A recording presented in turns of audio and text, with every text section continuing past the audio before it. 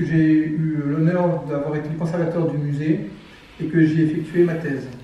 Et ensuite, parce que, ayant servi une quinzaine d'années à la Légion, eh bien sûr, Cameron est quelque chose qu'on a forcément dans les tripes. Alors, on a parlé de bataille emblématique, de définition d'une bataille emblématique à l'instant. Si jamais il y avait une définition qui me viendra à l'idée, une bataille emblématique, c'est une bataille dont on parle encore. Et finalement, Cameron est cette bataille dont on parle encore, mais c'est plus qu'une bataille emblématique, c'est presque une bataille mythique, ou en tout cas légendaire pour la Légion étrangère. Pourtant, Cameron reste une énigme. Une énigme parce que finalement, on a assez peu de sources primaires. On a des témoignages, on a assez peu d'écrits. C'est aussi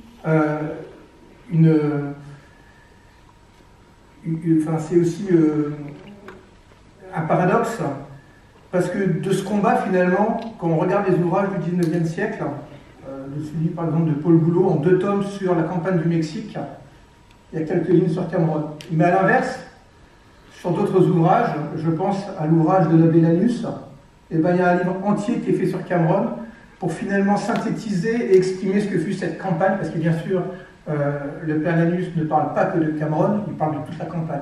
Donc il y a un paradoxe entre en parler trop ou en parler pas assez.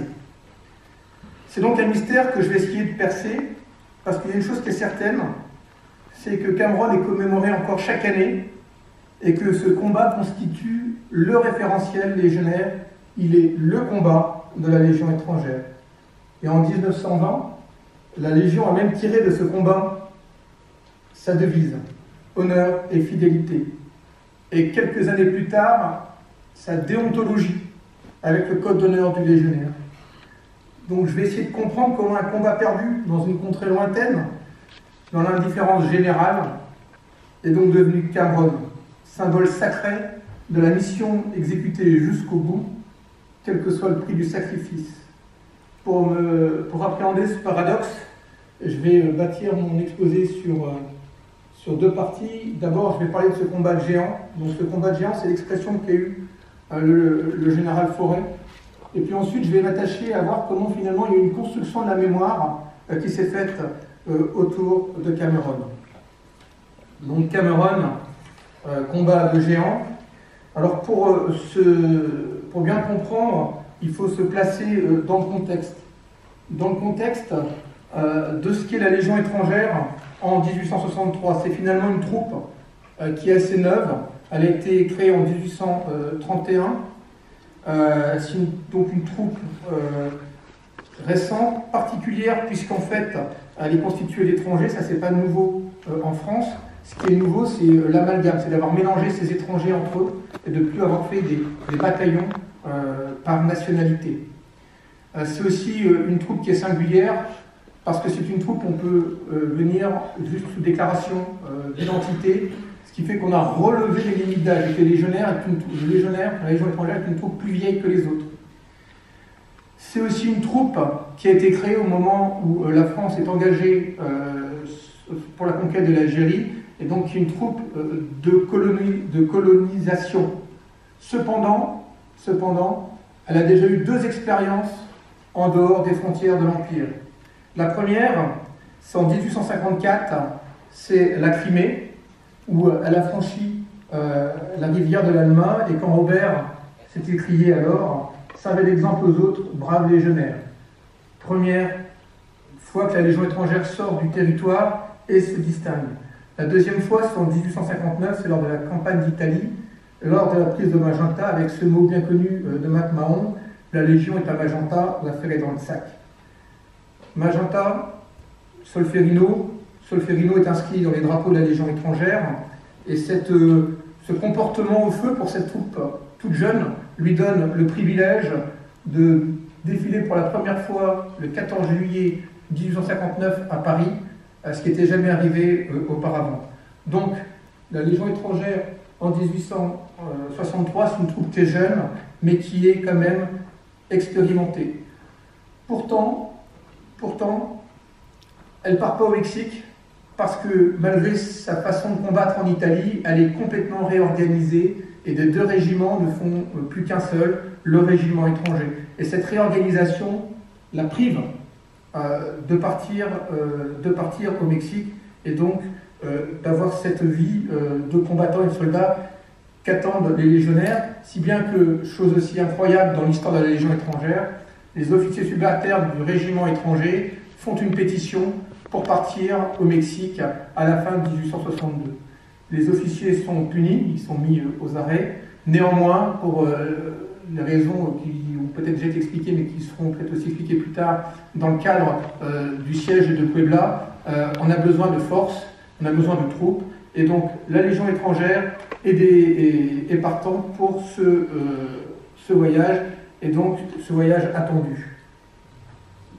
Donc le départ est assez précipité, puisque le 28 janvier 1863, le régiment étranger, donc à 2 bataillons, à peu près 2000 hommes, quitte Sidi Bel Abbès. Ils arrivent à Marcel Kébir le 7 février, et là, au moment de partir, le général de Ligny, qui commande le corps d'armée d'Alger, s'adresse à eux en ces termes. Soldats de la Légion, votre drapeau n'a pas de pli assez ample pour contenir tous vos titres de gloire. Portez-le haut sur cette terre étrangère et qu'il soit présenté comme le symbole des idées généreuses et civilisatrices de la grande nation à laquelle nous appartenons. À l'issue de cette déclaration, pour la première fois est joué le boudin, qui est la musique et le refrain de la Légion étrangère. 2 jours après, 2 bateaux appareillent, le Saint-Louis, avec le 1er bataillon à son bord et son chef de corps, le colonel Jean Lingros, et le Wagram. Ils arrivent le 25 mars 1863 à la Veracruz, et les prises de consignes débutent dès le 31 mars. Mais catastrophe, la Légion étrangère n'est pas du tout amenée à faire ce qu'elle croit devoir faire. Elle pensait participer au siège de Puebla, mais pas du tout. Elle sera éloignée de la grande affaire, et finalement, elle aura amené la sécurité de l'axe entre la Soledad, alors, Tégéra qui est là, et Chiqui 8, qui mène sur Puebla. Donc c'est une troupe d'élite qui s'attend à participer à l'assaut final sur Puebla, mais pas du tout. Elle va être dans des actions de sécurité d'axe, d'escorte de convoi, de chargement, de déchargement, sur des routes difficiles, avec un ennemi omniprésent, et comme le disait tout à l'heure dans l'intervention précédente, avec finalement comme premier ennemi également le climat difficile des terres chaudes, avec le vomito negro, mais également avec les moustiques. Donc, une troupe qui est jeune, qui est replie au combat, qui attend de partir, mais qui finalement est frustrée de l'action qui lui est donnée, à tel point que le colonel Jean Lingros, en tout cas c'est ce que, donc il y a peu de sources primaires, mais c'est ce que disent les écrits de la littérature du XIXe siècle, cherche à obtenir une autre mission pour son régiment. Pourtant, il va y avoir le 30 avril 1863. Donc le 29 avril, dans la soirée, le colonel Jean Lingros, qui commande le régiment étranger, qui se trouve à Chiqui 8, apprend que le convoi qui part de la Veracruz avec de l'argent pour payer les troupes, mais également du matériel de siège, va être attaqué par les Mexicains. Et on lui demande d'envoyer au devant, enfin plutôt il prend la décision d'envoyer devant une compagnie, parce que, je le cite, des bruits circulent sur la présence des guerrilleros. L'officier d'état-major, le capitaine d'Anjou, a un cahier sur lequel il y a la compagnie de service. La compagnie de service est la 3e compagnie qui a 2 problèmes. Le premier problème, c'est que son commandant d'unité, le capitaine Caz, est absent, il est malade, il est à la Veracruz. Et le deuxième, c'est que le premier lieutenant, le lieutenant Gant, lui, a le vomito negro. Donc en fait, il y a une compagnie disponible, mais il n'y a qu'un seul officier, c'est le sous-lieutenant Villain, qui a été nommé officier juste avant de partir, donc qui est encore un jeune officier. Donc, cette troupe qui est composée de Polonais, d'Allemands, de Belges, d'Italiens, d'Espagnols, de Français, n'a pas d'officier disponible sauf un. Donc, le capitaine d'Anjou propose de prendre le commandement de cette troupe et d'amener avec lui le sous-lieutenant Maudet, le lieutenant Maudet, qui est le porte-drapeau. Donc à 23h, les légionnaires ont ordre de se préparer pour partir. Ils perçoivent leur munitions, c'est 64 touches par homme, donc au total 3700. Les armes, c'est des fusils modèle 1857 qui s'arment par la bouche. De mettre les brels, donc il y a 2 mulets qui vont partir avec du matériel. Et le terme de la mission, il est assez simple, c'est reconnaître l'axe Chiqui-8 jusqu'à Palo Verde, pour s'assurer que le convoi puisse bien circuler sur l'axe du régiment, protéger le convoi et le courrier le cas échéant, en mesure de soutenir les combats. Ils doivent partir le 30 et revenir dans la nuit du 1er, après s'être reposés le jour. Donc ça, ce sont les officiers. Au centre, donc vous avez le capitaine d'Anjou, l'homme au sabre, c'est le sous-lieutenant Villain, et de l'autre côté, c'est le lieutenant Maudet. Ça, c'est l'axe dont ils partent de Chiqui-8 et ils remontent jusqu'à Palo Verde en passant par des postes, le poste de Paso del Macho, et ils arriveront à Cameron. Donc en fait, au départ, ils partent et c'est juste une reconnaissance d'axe. Donc à 2h du matin, ils passent à Paso del Macho. Le capitaine, qui est capitaine Saucier, est un peu inquiet. Il trouve qu'ils ne sont pas très nombreux, donc il lui propose un renfort. D'Anjou dit que ce n'est pas la peine et que si jamais il entend des coups de fusil, eh ben, il faut qu'il vienne en renfort. Ils arrivent à Palo Verde le matin à 7h du matin. Donc ils doivent y faire la pause longue. Donc ils se mettent, ils organisent la sécurité du convoi, donc ils mettent des observateurs, etc., etc. Et 1 heure après, il se passe qu'il y a de la poussière qui monte en gros tourbillon, et que donc d'Anjou prend ses jumelles et crie aux armes l'ennemi parce qu'il a aperçu des cavaliers mexicains.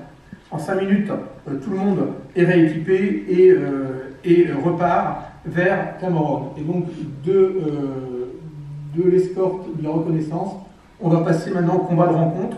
Donc vers 7h, vers 8h, ils arrivent à Cameron. Donc là, un premier légionnaire, le légionnaire Kurt, est blessé par arme à feu.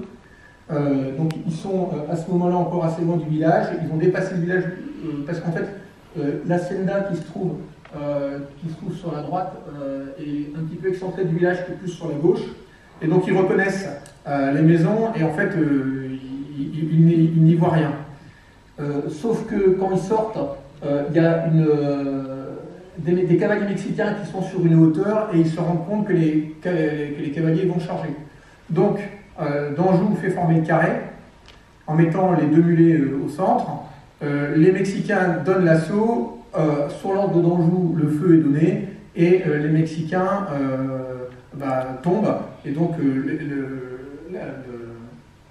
ça ne porte pas ses fruits.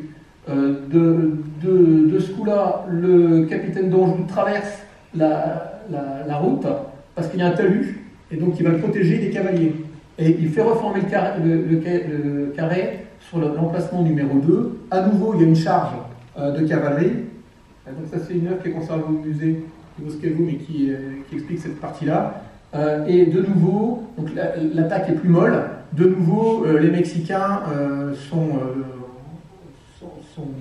éloignés. Et donc là, il y a 2 solutions pour d'Anjou. Soit il descend plus au sud, vers des bois, ou soit il va direction l'est, vers l'hacienda. Et il décide d'aller vers l'hacienda de Cameron. Donc, il se retrouve à l'hacienda de Cameron avec un point important, c'est que les mulets ont fui. Il aménage assez rapidement le corral, mais en haut, vous avez une habitation. Dans les 2 premières salles, celle qui se trouve le plus à droite, les Mexicains ont déjà pris de pied.